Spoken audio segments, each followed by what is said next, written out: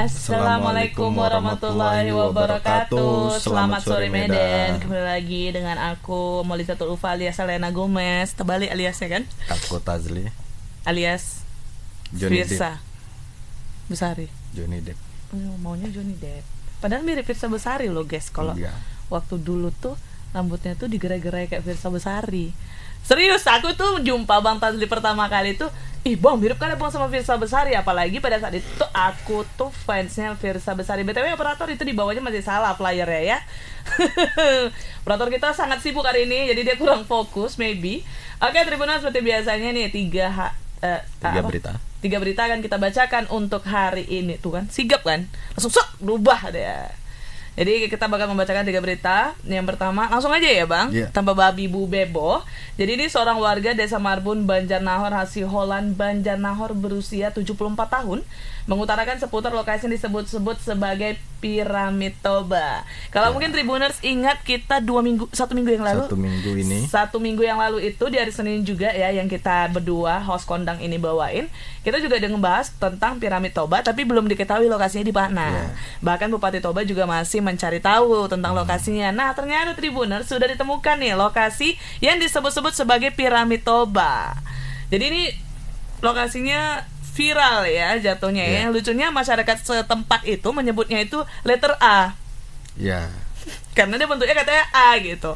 Nah, dan mungkin sebelum-sebelumnya nggak ada yang mikir itu piramid gitu kan, nggak ada yang menghubungkan ke arah sana gitu. Jadi ini peneliti yang menemukan, terus mungkin karena ditemukan keunikan di setiap pahatan dari itunya ya, dindingnya itu kayak mungkin ada ciri-ciri yang mengindikasikan itu sebagai piramid gitu kan. Karena katanya kalau nggak salah Moli ya bang, di bagian tertentu tuh ada kayak ukiran-ukiran gitu. Nah ternyata ada yang menjelaskan kalau itu tuh kayak pokoknya dia kayak suatu pembatas gitulah, dibuat untuk pembatas tapi dikasih ada adatnya gitu, makanya ada ukiran-ukirannya gitu. Batas wilayah.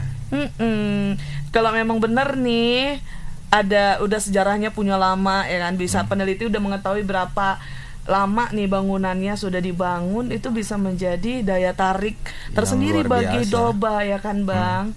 Apalagi kalau fasilitasnya dibuat makin lengkap nih, dibuat tempatnya lebih nyaman untuk orang yang bisa melihat secara langsung. Kemudian akses jalannya bagus gitu. Ini bisa menjadi mungkin atensi lah ya bagi pemerintah di Toba sana ya. Iya, dan juga di Danau Toba itu kan ada badan khusus yang menangani soal Danau Toba, BPUDT-nya.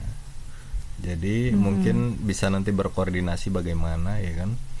Tapi memang warga di sana sebelumnya tidak menyangka, mengira bahwasannya itu batas wilayah, termasuk yang diwawancarai Tribun Medan ini. Seperti apa videonya kita saksikan yang berikut ini.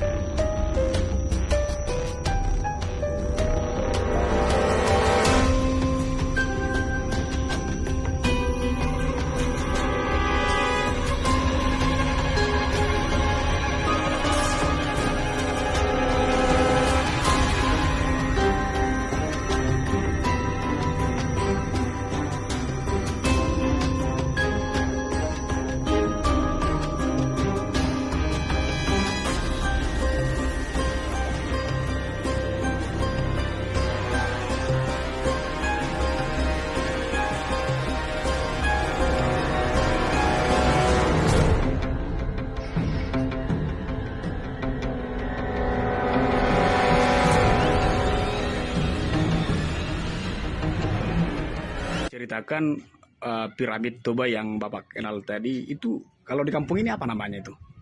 Kalau di Bakara ini namanya liter A atau huruf A ya. Huruf A. Boleh disebut kenapa dia sebut huruf A? Karena bentuknya kah huruf A atau gimana? Ya karena bentuknya lebih pas huruf A ke bentuknya. Ada berapa teras itu Pak?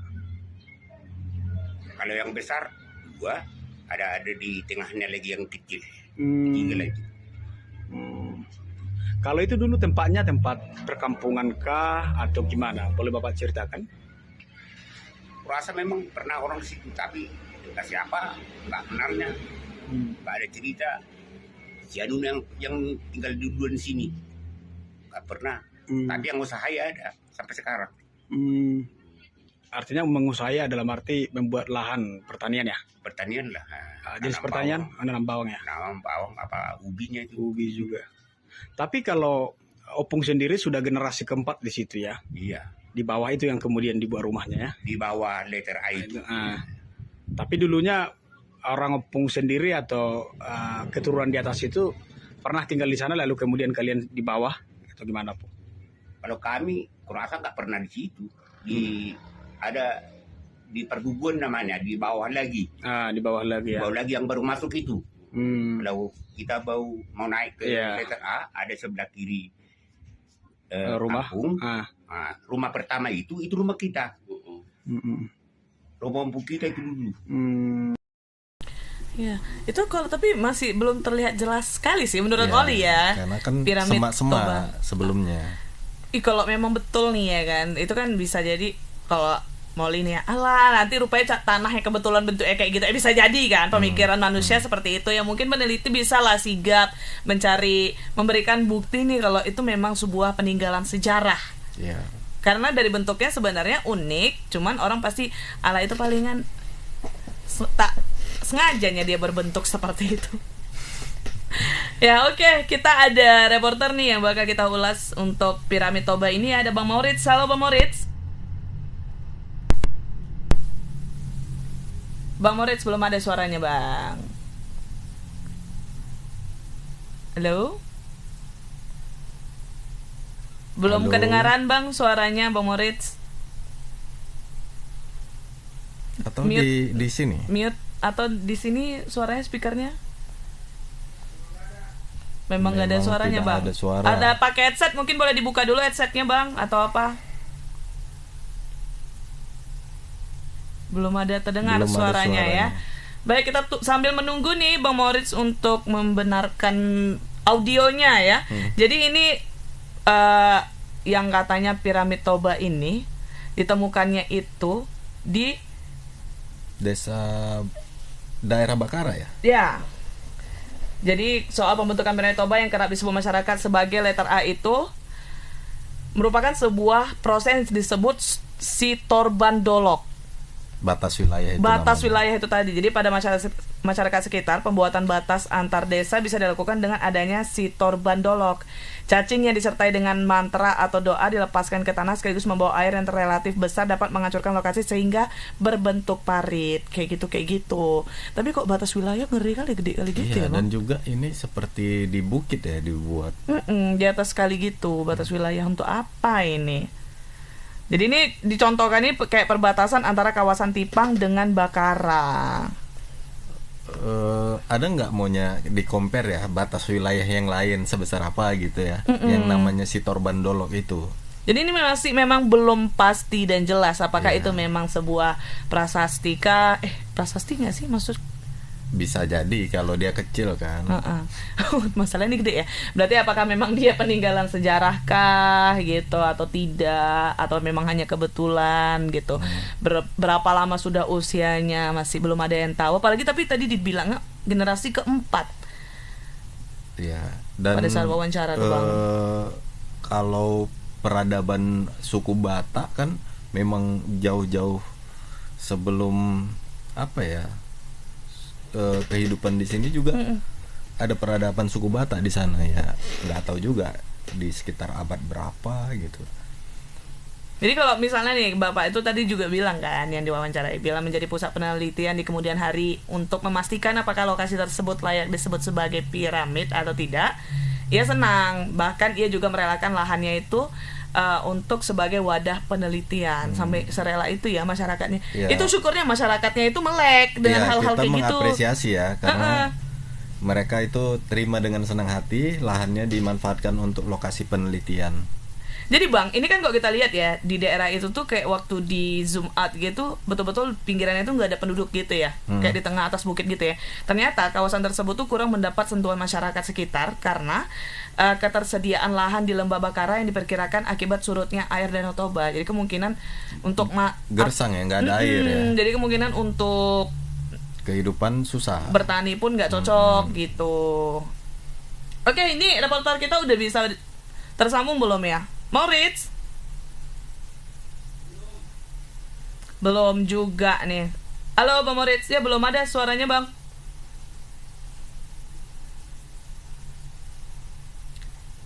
Audionya dikonekin dulu coba. Kan kadang waktu kita masuk ke dalam aplikasinya tuh harus connect to internet.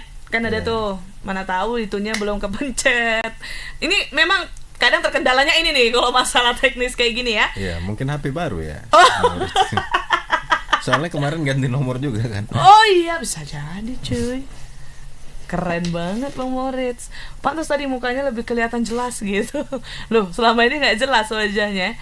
Mungkin kita bisa beralih ke berita kedua dulu nanti kita sambung lagi ya. Nah, ini jadi Tribuners berita kedua nih. Warga yang berada di Jalan Mahkamah Kelurahan Masjid Kecamatan Medan Maimun digemparkan dengan kabar seorang bayi perempuan berusia 1 bulan tewas. Jadi ini katanya tewasnya bayi tersebut karena ibunya itu mengalami gangguan ODGJ Bang. Diduga tapi belum dipastikan ya. Dan bayi itu ditemukan oleh suami dari perempuan tersebut di bak mandi. Ya, lagi dimandikan. Bak mandi bayi itu kali ya. Benar. Cuman dibiarin aja, jadi mungkin bayinya kedinginan. 1 bulan Bang masih. Jadi suaminya ini tukang jahit. Jadi istirahat makan, pulang ke rumah tiba-tiba ngelihat anaknya udah kaku di dalam ember. Tapi ada kabar juga katanya suaminya itu punya istri dan punya anak juga yang lain gitu. Benar nggak sih? Kabarnya seperti itu ya. Nah, jadi salah seorang saksi mata warga mengetahui kabar tersebut sekitar pukul 12.30 waktu Indonesia Barat. Dan pengakuan dari warga sekitar juga memang ibu dari bayi itu sedikit aneh. Agak lain ya. Agak lain, bahasa yang lebih Medannya agak lain. Kalau aku sedikit aneh. Jadi ayah korban itu bernama Eri, kesehariannya berprofesi sebagai tukang jahit, bener, pulang ke rumahnya untuk makan siang. Jadi ketika datang dilihat anaknya itu sudah di dalam bak mandinya itu dan sudah meninggal. Sempat dibawa ke rumah sakit, cuman pengakuan dari rumah sakit sepertinya waktu dibawa ke rumah sakit pun sebenarnya bayinya udah meninggal dunia. Tribuners, ini ada videonya, kita saksikan dulu video berikut ini. Makasih Bapak warganya di sebelah mana tuh?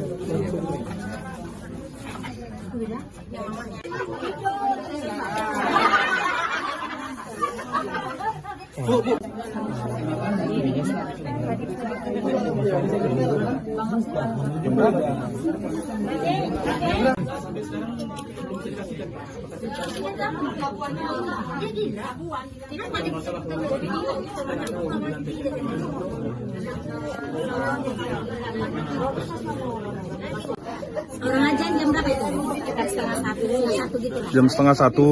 Itu yang ini, yang kayak mana kejadiannya itu?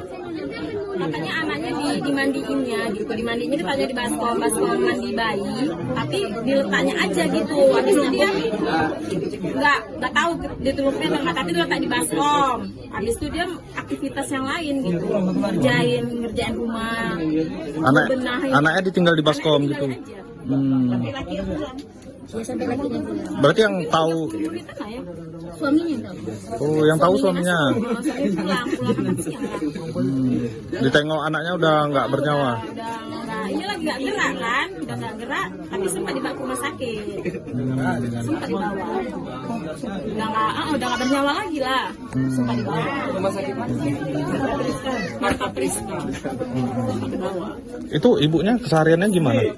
Nggak ada aktivitas sehari-harinya, nggak ada, di rumah aja ngurus anak, tapi memang orang stres. Oh, diduga gangguan jiwa. ODGJ, gila. Sekarang ibunya udah dibawa lah, termasuk ininya juga, suaminya juga. Ini anak keberapa nih Kak? Ini anak pertama dari istrinya yang ini. Tapi sebelumnya udah ada anak. Suaminya udah pernah punya anak dari istri-istri lain. Yang ini baru satu. Kalau keseharian ibu ini nggak ada aktivitas keluar rumah tuh nggak pernah ganggu tetangga.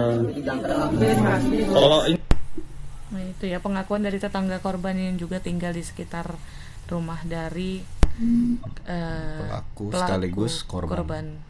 Ini korbannya masih berusia 1 bulan. Kemungkinan besar udah Karena ada diduga tadi ya ODGJ, terus mungkin ditambah ada bahasanya baby blues sekarang, Bang. Sindrom baby blues. Ini langsung aja kita ke reporter, ada Alfiansyah. Halo, Bang. Ya, halo Molly dan Bang Fadli, selamat sore. Selamat sore. Selamat sore, Bang Alfiansyah. Silakan, Bang, seperti apa, Bang, terkait peristiwa ditemukannya bayi yang meninggal dunia ini? Ya, baik Molly, Bang Fadli dan juga Tribunet. Ya, memang tadi siang itu warga Jalan Mahkamah, Kecamatan Medan Maimun itu sempat gempar ya dengan penemuan ada kasus tewasnya seorang bayi di kontrakan di kawasan tersebut. Nah, awal mula kasus ini diketahui warga itu setelah suami dari seorang ibu bernama Rita Yunita ini pulang ke rumahnya hendak makan siang. Nah, setelah di rumah, si ayah dari si bayi ini melihat bahwasanya anaknya ini sudah terbaring di dalam baskom pemandian bayi. Dia melihat anaknya sudah tidak bergerak lagi dan seketika dia pun panik dan sempat mengambil anaknya itu, namun sudah tidak bergerak. Dan dia sempat seperti histeris lah begitu kepada warga di sekitar, dan warga menyarankan agar si bayi ini untuk dibawa ke rumah sakit begitu. Nah, setelah di rumah sakit ternyata bayi tersebut sudah dinyatakan meninggal dunia. Nah, menurut keterangan dari para warga di sana, memang awal mulanya itu si ibunya ini memandikan si bayi gitu, dan dia kemudian membereskan rumah kontrakannya itu dan dibiarkan saja begitu bayinya di sana.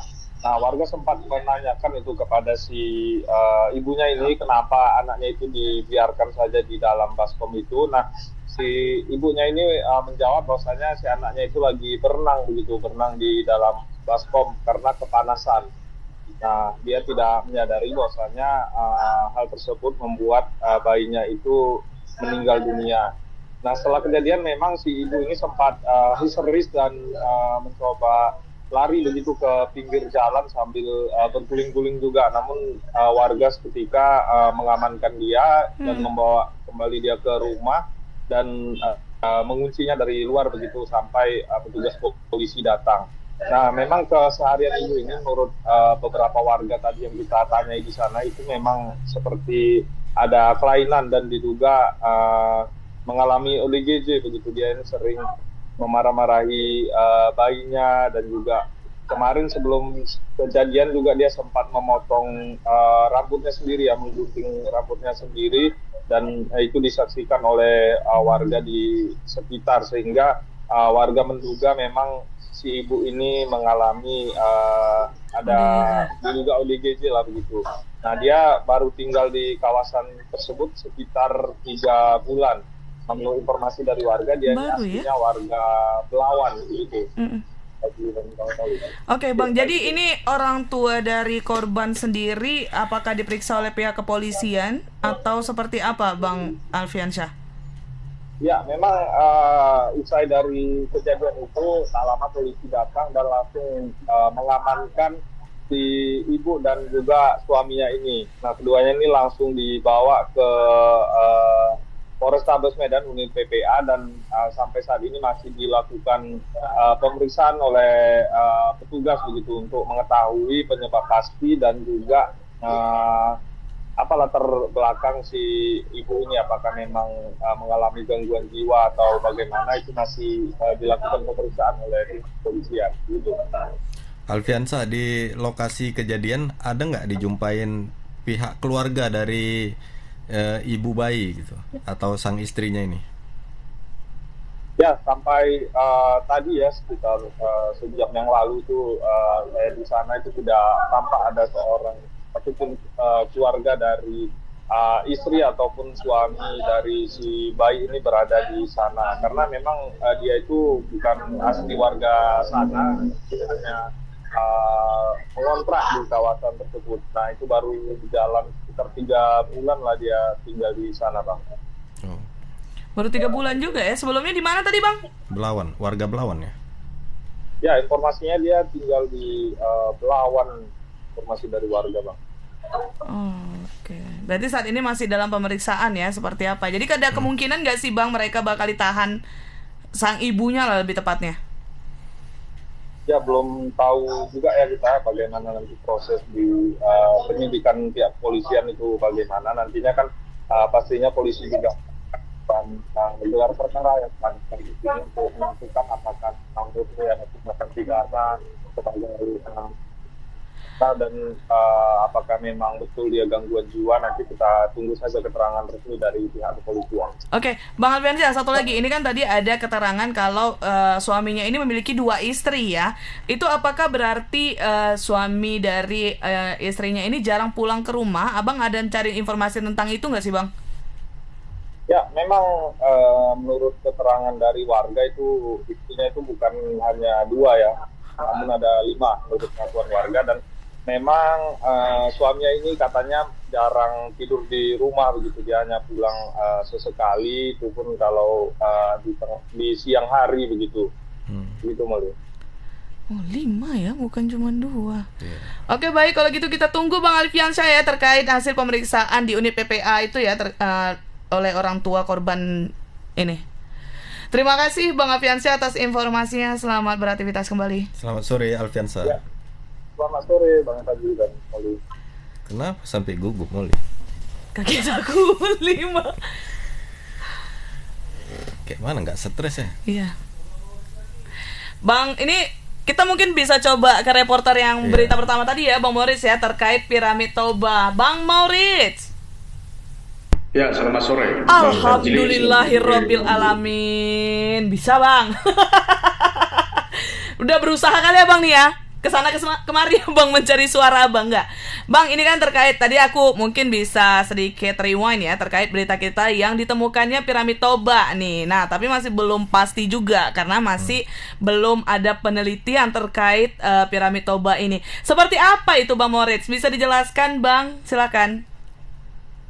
Ya, terima kasih. Kemarin pada Minggu 1 Oktober 2003, saya dan beberapa teman berupaya mendaki yang disebut Piramid Toba itu. Jauh Bang, dan mendaki soalnya. Boleh kami prediksi ya, sejauh prediksi kita itu dari teras awal itu sejauh 180 meter dengan kecuraman yang relatif tinggi, artinya. Halo Bang Moritz. Halo Bang Moritz ya, ini udah tadi suara, sekarang jaringan. Nah, karena cuaca agak kurang bersahabat ya cuaca akhir-akhir ini ya. Bang Moritz, sepertinya udah ada tersambung. Kan? Halo Bang Moritz. Ya, silakan penjelasannya lagi Bang, silakan. Nah, dalam pencarian kita, dalam perjalanan kita kemarin itu, kita melihat ada 3 level, setidaknya 3 level lah, karena ini kan belum bersih seluruhnya kawasan ini, masih sebagian yang sudah dibersihkan, dan kami hanya menggunakan jalan setapak yang ditopang oleh lapisan-lapisan batu begitu. Jadi batu itu dibuat bertindih, lalu kita melalui batu itu. Namun ada beberapa versi cerita masyarakat, bahkan dari pertama itu bekas perkampungan yang mereka tidak tahu lagi siapa penghuninya yang pertama. Yang kedua, kawasan ini juga merupakan tempat persembunyian pada waktu itu di kala masih berperang. Bukan hanya berperang kepada penjajah, tapi berperang juga antar kampung. Yang ketiga, kawasan ini juga sampai sekarang masih dikelola oleh masyarakat sekitar menjadi tempat menanam bawang dan ubi.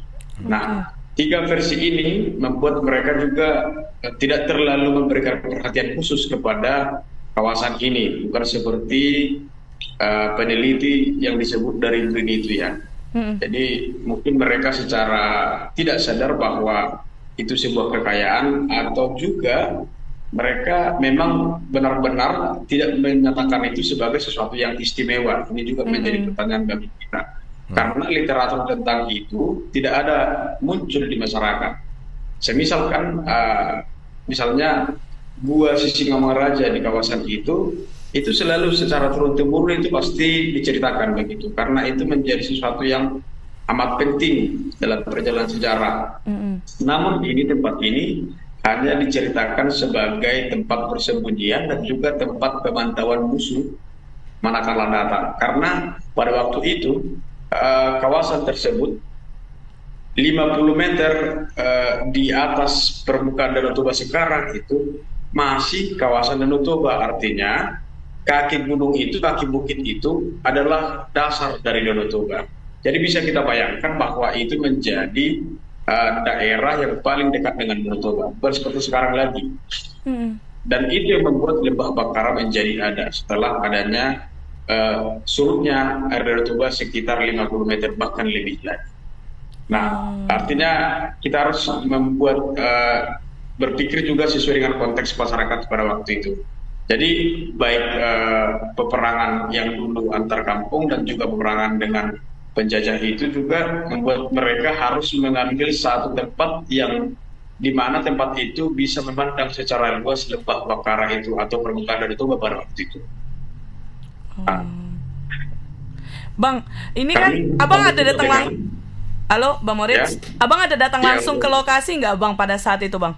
Semalam hari Minggu. Iya. Langsung ke lokasi.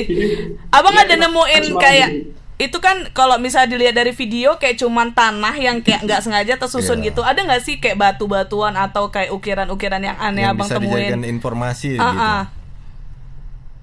Karena memang belum bersih seluruhnya, kita hanya melihat ada di sana lesung batu yang peninggalan bahwa itu bekas perkampungan begitu. Tapi kita juga nggak yakin bahwa itu lesung batu yang begitu lama, karena pada umumnya kalau lesung batu itu kan tempatnya untuk menumbuk padi. Jadi kemungkinan besar dia lebih dalam. Ini segini, tidak sampai satu telapak tangan begitu kita masukkan. Jadi masih dan dinding lesung itu yang bagian bawah itu bukan halus. Pada umumnya halus itu kalau sudah lama. Karena itu pengalaman kita juga di kampung-kampung kan begitu. Tapi ini masih kasar, artinya relatif masih baru. Nah, Moritz, atau mungkin kita jadi banyak apa juga. Baru yang berikut ini sama halnya dengan daerah Samosir ketika membuat kampung misalnya kan. Mereka seperti keroncong begitu. Jadi mereka susun batu, lalu di atas batu itu mereka tinggal begitu. Dan tidak ada kita lihat misalnya dari luasnya, kalau mendirikan rumah bata amat muskil begitu, agak susah lah dengan luas penampang ya atau wadah yang ada di situ. Karena tidak mungkin kalau mereka menghadap ke bukit di depannya, pasti agak susah mendirikan bangunan rumah bata dengan skala yang kita pikirkan besar ya. Ini kan bisa kita lihat di video itu kan terlalu luas juga. Iya. Kalau ya, jadi kemungkinan besar memang lebih condong kalau kita ya, kita juga tidak mengatakan diri sebagai peneliti, tapi lebih condong hanya membuat tempat-tempat seperti danau lah, seperti rumah kecil, begitu, walaupun bisa. Dan ini kan mereka juga membuat susunan batu itu sebagai pembatas. Artinya tidak ada lorong kita temukan kemarin di situ, tidak ada juga ukir-ukiran ataupun peninggalan-peninggalan misalnya entah sebuah ruangan, bahkan boleh kita katakan ya hanya sekadar tempat perkampungan begitu saja lalu ditinggalkan, tapi nggak tahu kita apa di dalamnya karena kita masih hanya melihat permukaan luar saja.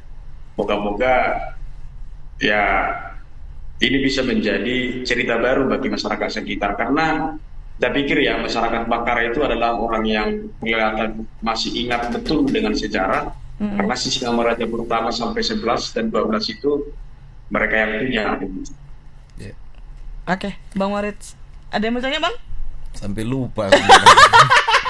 Enggak. Ingat. Banyak sebenarnya pertanyaan ini, cuma kita kan terbatas waktu. Sekilas Maurits itu bentuk segitiga itu terbentuk dari susunan batu-batu besar atau dia menyatu dan terukir gitu? Dia seperti buatan manusia sebenarnya, Bang. Batu-batu itu hanya untuk pembatas tanah supaya luas penampang itu ada untuk tempat misalnya beristirahat atau tempat bangun rumah begitu, Bang. Kayak Jadi tempat bukan biasa aja gitu ya, Bang. Abang nggak nemuin keunikannya ya? Boleh kita bandingkan dengan misalnya persawahan di Samosir. Jadi Hampir mereka kayak gitu. cadangan bawang begitu. Jadi mereka membuat sekat-sekat itu supaya ada penahan tanah dan mereka di atasnya menanam bawang begitu kira-kira, Pak. Gitu. Jadi kita Hampir sama seperti kawasan PLTA di daerah Silalahi ya, yang ada penahan. Oh, kayak waffle itu ya? Abang tahu nggak yang itu? Ya, jadi seperti itu. Jadi seperti bronjong dia supaya ada penahan begitu. Oke, baik kalau gitu Bang Maurits. Mungkin ini ada lagi peneliti yang lagi ngecekin terkait piramid Toba ini nggak sih, Bang? Ya, sejauh kita lihat enggak. Belum ada yang benar-benar. Yang kemarin itu yang membuat viral sebenarnya. Dia cuma memberikan pernyataan kan kalau ada piramid Toba. Ada nggak rencana untuk penelitian lebih lanjut? Apa, Bang? Dan masyarakat sekitar tidak pernah mengatakan itu sebuah piramid, tapi letter A ya gitu aja. Tapi ada nggak, Bang, kayak kabar yang bakal ada peneliti yang akan melakukan penelitian di tempat tersebut, Bang? Nah, waktu kemarin kita dengar bahwa pemilik ladang yang berada di bawah kaki letter A ini mengatakan bahwa mereka sudah ditanyai oleh Dinas Pariwisata dan Pertanian. Bakal ada penelitian, katanya bakal ada penelitian. Dengan demikian mereka melobi masyarakat sekitar termasuk dia. Ini abangnya tadi dia dilobi supaya nanti kalau tanamannya kena mereka mendapat entah ganti rugi atau apa, ganti untung begitu. Oke, berarti kemungkinan ada penelitian yang akan dilakukan ya kalau gitu. Ya, semoga segera biar bisa terbukti nih apakah itu merupakan sebuah peninggalan sejarah atau tidak. Baiklah Bang Maurits, terima kasih banyak Bang atas kerja kerasnya sampai mendaki ke piramid Toba, Bang, luar biasa, keren banget.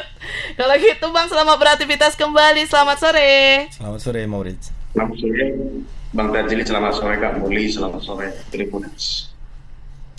Ya, itu ya. Jadi memang belum ada kepastian pasti nih. Kenapa senyum-senyum? Apa yang dibilang? Enggak mungkin. Jadi aku terbayang waffle-waffle yang di PLTA itu. Memang kalau misalnya di tempat pegunungan kayak gitu pasti ada aja keunikan-keunikan yang bakal kita nggak temuin nih di tempat kediaman yang pemukiman kota gitu kan. Jadi makanya kayak tadi Molly bilang di awal, bisa jadi itu kayak nggak sengaja aja terbuat gitu, jadi dilebih-lebihkan. Nih yang harus bertanggung jawab sebenarnya yang memberikan pernyataan kalau ada piramid Toba nih. Kalau memang menurut dia itu piramid Toba, dia harus membuktikannya. Dilakukan penelitian supaya nama dia tidak tercoreng. Dan juga yang mengatakan itu kan memang peneliti dia. Ya maksudnya diberikan bukti Bang, karena ternyata ini yang ternyata membuat ini, gitu. Yang membuat ini dinamakan piramid Toba itu karena harus dibuktikannya. Karena reporter kita udah ke lokasi dan katanya ya udah kayak biasa aja gitu. Berarti kayak mana kita mau guide wisatawan kalau dia aja orang sekitar aja yang datang, ya udah tanah disusun. Dan apalagi kayak nggak ada terusannya, cuma setumpuk gitu aja. Setumpuk. Habis itu dari atas unik lah dikit. Cuman kan nggak mungkin awak terbang kan. Oke deh Tribuners, itu ya untuk berita pertama kita tadi bersama reporter. Nih berita ketiga kita atau berita terakhir. Jadi ini Bang, ada mobil Toyota Vios. Bukan Vios Abang.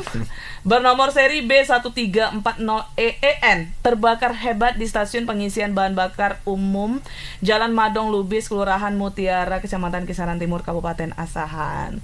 Jadi ini nggak ngerti juga. Jadi saksi yang mengatakan, yang melihat kejadian itu katanya mobilnya sempat berhenti, terus di starter. Habis itu dia katanya turun mobil, dicoba starter lagi, udah ngeluarin api yang begitu besarnya. Dan pada saat kebakaran itu kan udah dipadamin, tinggal kerangkalah mobil Viosnya ini. Ditemukan kayak ada jerigen-jerigen gitu yang berisi BBM di dalam mobilnya. Jadi diduga ini pelaku penimbun Pertalite nih ya.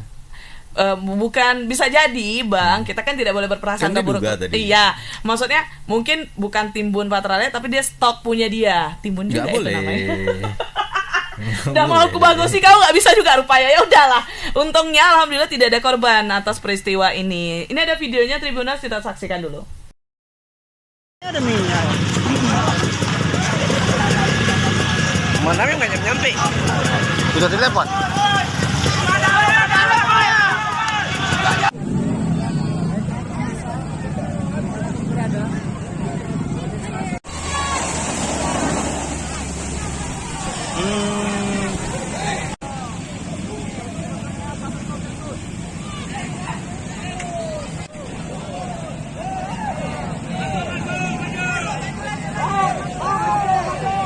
Nojol. Apa dalamnya? Wah.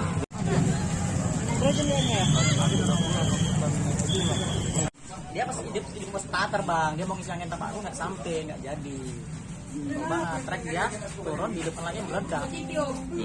Dia habis isi minyak begitu dia, habis isi bensin. Tahu lah itu bang, tiba-tiba udah meledak pas ke buah-buah kan. Maksudnya dia mau ngisi angin nitrogen tadi ya? Dia jalan ke situ, mau jalan, cuma mau ngisi lama nggak tahu lah. Berarti dia malah. Berapa orang bang? Kurang tahu bang. Nama bang siapa? Edo bang, nama Edo. Pak, jelaskan Pak bagaimana kejadian ini Pak? Izin Pak. Ya, tadi kronologis kejadian di mana satu unit mobil sedan mengisi bensin di Pertamina dan selanjutnya dia ingin mengisi angin nitrogen. Setelah mengantri mengisi angin nitrogen terjadi api di mobil tersebut. Informasinya Pak, api bersumber dari mana Pak? Api berasal dari mobil. Pas di mobil terjadi api ada di mobil tersebut. Pak, tadi ada terkait ada BBM dalam jerigen Pak. Itu bagaimana Pak? Apakah Bapak mengetahui? Ya, tadi dari penyampaian dari petugas Pertamina bahwa mobil tersebut hanya mengisi bensin seperti biasanya mobil. Ada korban Pak? Ada korban? Tidak ada korban. Pemilik mobil sendiri sekarang ini kemana pemilik mobil? Pemilik mobil pada hari ini juga kita belum ketahui siapa pemiliknya dan nanti akan berkoordinasi dengan pihak Polsek Kota untuk mengetahui pemilik mobil. Nama bang siapa? Edo bang. Edo bang, kenapa? Takut kawan itu. Reporter kita pun nanyanya ngegas ya kan, takut lah dia. Ini langsung aja kita panggil, mungkin bukan Bang Alif tapi kayaknya. Tapi coba kita tanya Bang Alif. Ya, selamat sore Kak Molly, selamat sore Bang Tajil, selamat sore Medan. Selamat sore. Itu abang nggak nanya sampai takut loh dia bang. Iya Kak, tadi kawan-kawan yang nanya itu Kak soal namanya Kak. Ngegas takut dia ya bang. Kenapa bang? Aku kayak dengar. Oke, Bang, ini seperti apa Bang kronologi terbakarnya mobil Vios di SPBU dan alhamdulillahnya untung tidak sampai menyambar ke tempat lain ya. Karena SPBU itu kan kita tahu rawan terhadap api ini. Seperti apa Bang Alif? Silakan. Ya, terima kasih Kak Molly. Kejadian ini terjadi pada Senin 2 Oktober 2023 pagi tadi, di mana satu unit Toyota Vios yang diduga membawa jerigen berisi BBM subsidi terbakar di halaman atau tepatnya 30 meter dari pompa pengisian bahan bakar di Jalan Madong Lubis, Kelurahan Mutiara, Kisaran. Nah, api yang sempat padam kembali marak sehingga membuat petugas pemadam kebakaran ini kesulitan untuk menjinakkan api, Kak. Keterangan dari saksi mata, Edo, si pemilik mobil ini sempat turun dari mobil untuk mengecek keberadaan mobilnya gitu Kak, karena mobil ini sempat mogok saat hendak mengisi angin nitrogen. Nah, saat dia turun mobilnya mundur dan kemudian dia masuk lagi dan starter, mobil tersebut terbakar hebat Kak. Nah, sampai saat ini memang tadi saya terakhir konfirmasi ke pihak kepolisian, mereka telah melakukan olah TKP di tempat kejadian. Namun sampai saat ini pemilik mobil belum diketahui siapa gitu Kak. Oh, jadi pada saat proses pemadaman itu pemilik mobilnya tidak ada di tempat Bang? Iya, informasi yang kami dapat pemilik mobil itu kabur Kak. Melarikan diri. Oh, jadi sindikat lah dia kayak gitu, benar-benar nyeludupi ya. Sampai bawa ada jerigen. Memang ada jerigen ya ketika Abang lihat, memang ada kayak jerigen yang bekas terbakar gitu Bang Alif? Ya, tadi waktu kebakaran ada satu buah jerigen di luar dari mobilnya tersebut, Kak. Dan juga di dalam ada di bagian tengah satu jerigen yang sudah terbakar. Bahkan di dalam bagasi mobilnya sendiri didapat nozzle, Kak, yang biasa dipakai untuk pengisian bahan bakar, yang disebut orang-orang biasa tuh tembak untuk ini, tembak minyak gitu. Untuk isi minyaknya itu ya, ada itu di dalam mobilnya. Oh, jadi ini pemilik mobilnya nggak ada yang tahu siapa, Bang, sampai sekarang ya?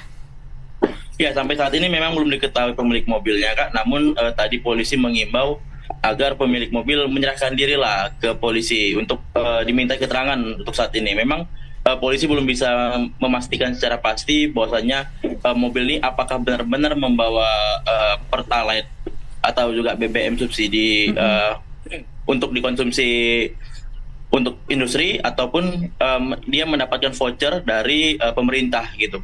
Karena kan untuk ASAN ini kan seperti nelayan dan juga petugas babar rumput di lingkungan itu tuh juga membeli menggunakan voucher gitu, Kak. Jadi pihak polisi belum mengetahui secara pasti gitu, Kak. Oh, ada yang gitu ya. Ya, ada kayak solar untuk nelayan gitu kan. Alif, ini kan ada dugaan pelanggaran pasal 55 ya. Di situ tadi pihak SPBU mengatakan nggak tahu dia ngisinya di mana.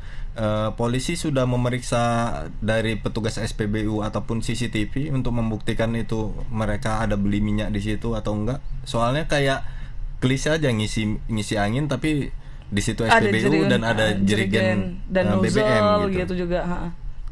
Gimana? Ya, untuk polisi memang tadi, Bang, saya sempat konfirmasi, dia bilang memang sudah meminta keterangan dari pihak SPBU. Namun memang saat kami tadi datang ke TKP, pihak SPBU tidak kooperatif, Bang. Kami tanyai, dia menghindar, Bang. Yang kami duga dia menutup-nutupi gitu, Bang. Yeah. Oh, ada rasa takutnya ya. Makanya juga si Edo tadi takut kan. Dan juga tadi, Bang, masyarakat ada saya wawancarai yang juga sebelumnya di belakang mobil tersebut. Dia mengaku mobil tersebut memang mengantri di pom bensin tersebut gitu, Bang. Iya, karena kalau melanggar pasal 55 bukan hanya pelakunya, SPBU-nya juga kena. Petugasnya juga kena, SPBU-nya juga kena sanksi kan gitu. Oke, ini tapi atas peristiwa ini tidak ada korban sama sekali kan, Bang? Luka-luka juga tidak ada kan? Ya, untuk korban memang tidak ada, Kak, maupun luka-luka. Namun tadi beberapa ledakan dari mobil sempat mengagetkan warga yang mengerumuni mobil gitu, Kak. Karena kan tadi saya sempat bilang kan mobil ini sempat padam. Nah, warga merapat ke mobil, tiba-tiba meledak lagi, apinya keluar lagi gitu, Kak. Jadi hanya kaget aja masyarakat, tidak ada korban jiwa. Halo nih ya para warga nih, ini mobil kan dalamnya mesin semua, ya kan, besi tuh. Mau api sudah padam pun masih ada pemanasnya tuh. Besi-besinya itu pasti belum panas, jadi kemungkinan itu yang kayak jadi membesar, meleleh, meledak gitu. Pokoknya tuh kalau apapun yang terbakar tuh jangan langsung didatangin. Emosi juga aku belajar dari yang overhead mobil abang kemarin. Oke, Bang Alif, terima kasih banyak atas informasinya, Bang. Kita tunggu ya, Bang, perkembangan terkait berita ini ya, seperti apa. Apakah memang sindikat dari penyeludupan BBM ini benar dan pelaku sudah berhasil ditangkap nih, kalau memang benar dia sindikat, atau pemilik mobilnya sudah diketahui siapa nih. Kita tunggu informasi selengkapnya, Bang Alif. Terima kasih atas informasinya. Selamat beraktivitas kembali. Terima kasih, selamat hari Kak Molly. Selamat sore, Medan. Ya, jadi kalaupun ada diberikan kayak penghususan kayak nelayan itu ada jatahnya, tidak juga banyak-banyak. Enggak mungkin sampai 10 jerigen. Tapi kalau dia nelayan, dia punya mobil, masuk ya? Nggak apa-apa ya? Nggak apa-apa juga ya? Juragan ada jatahnya, nelayan. jatah sesuai dengan itu. Nggak, dia seorang nelayan tapi dia punya mobil gitu. Masuk bisa. Ya? Bisa itu ya? kan lagian solar. Kalau untuk nelayan, bukan Pertalite. Ini Pertalite tapi terpaksa lah dia pakai mobil yang solar juga. Oke deh, Tribuners, itu dia 3 berita kita hari ini ya. Jangan lupa kalian semua untuk terus saksikan Selamat Sore Medan setiap hari Senin sampai Jumat pukul 17 waktu Indonesia Barat. Nah, buat kalian nih yang masih nanggung dengan berita-berita kita tadi, up to date-nya bakal kita naikkan nih, kita bakal expose di media sosial kita dan juga ada di website kita www.medan.tribunnews.com. Kalau gitu aku Molly, aku Tajli, dan kru yang bertugas pamit undur diri. Mohon maaf apabila ada salah-salah kata dan ucapan. Assalamualaikum warahmatullahi wabarakatuh. Selamat sore Medan. Lupa ya.